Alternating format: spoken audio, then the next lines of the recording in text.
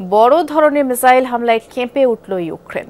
Hypersonic Kinzhal সহ বিভিন্ন ধরনের ক্ষেপণাস্ত্র দিয়ে রাজধানী কিয়েভ সহ গুরুত্বপূর্ণ কয়েকটি শহরেই হামলা চালিয়েছে রাশিয়া, যাতে নারী শিশু সহ অন্তত ৩৬ জনের প্রাণ গেছে, শতাধিক আহত হয়েছেন।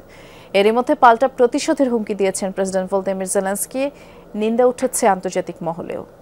শিয়া বাটার, অ্যালোভেরা ও ভিটামিন ই সমৃদ্ধ লিলি বিউটি সোপ।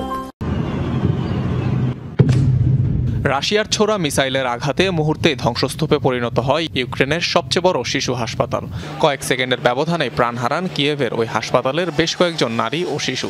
ধ্বংসাবশেষের নিচে চাপা পড়েন অনেকে। ভাঙচুরের মধ্যে থেকেই শোনা যায় আর্তনাদ।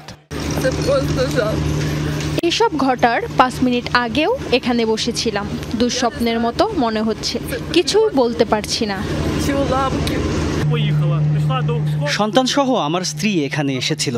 হামলার ভয়াবহতায় তারা নিরাপদ জায়গায় আশ্রয় নেয়। যদিও বিস্ফোরণে আমাদের গাড়িটি ধ্বংস হয়ে যায়, কিন্তু মুখ্য বিষয় হলো তারা জীবিত আছে। ক্ষেপণাস্ত্র হামলা চালানো হয় ক্রিভিরি, পোক্রোভস ও দিনিপ্রো শহরের বেশ কিছু এলাকায়, যাতে ব্যাপক প্রাণহানি আর ক্ষয়ক্ষতির সম্মুখীন হয় কিয়েভ।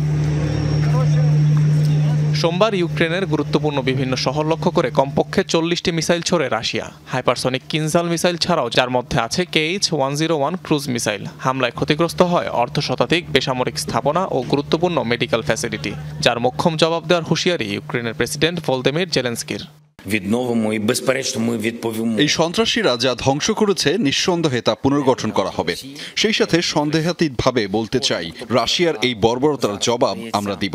মস্কোকে বিচারের আওতায় আনার প্রতিশ্রুতি দিচ্ছি।